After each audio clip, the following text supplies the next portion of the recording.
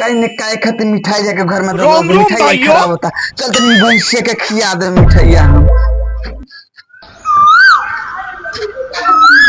भैंसिया हेलो खो आई मिठाई खो आ मीठे दूध दिए खो ले खो बढ़िया मीठे दूध दे बोला बढ़िया दूध ना दो बढ़िया दूध ला ना ला ला खा ला। हाँ ठीक बा खाली खाई खतरा बहुत जल्दी आवत है बाबू बेकहल।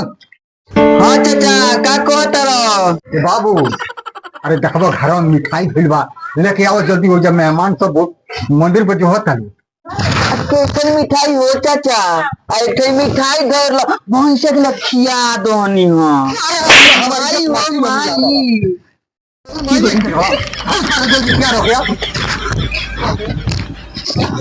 का कहल हो हे सारे ताना ही सब चौपट में लिखा रे ना सुनाइल हो जाके कागज को के आओ जल्दी आओ सब खुला जाता है। कहाँ चले के बा कहाँ चले के बा? हाँ ये सारे तोर बियाह हुई देखनो हरू आइल वालो कहाँ बा? अरे मंदिर पर जो हत लो हाँ। जल्दी जूता उता पहिर के आओ जल्दी चल। हाँ। सारे का में सबर करो ये सब तू ना मेहमान लोग भाग गई नु तो घाट कर बियाह हो ना हो। चल चलो जल्दी चलो चलो ए चाचा रुकबा न रुकबा का बाबू हे चाचा तोहर बियाहवा केकरा से भइल बा? पूरा चाची से भइल बा। अच्छा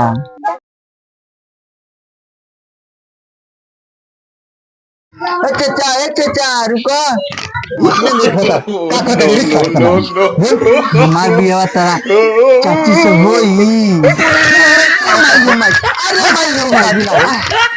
अरे मर्द इतना मेहनत से सारे के शादी हम लगन मेहमान लोग आई रहो आई सारे रुकिया उल्टा सीधा बोला था।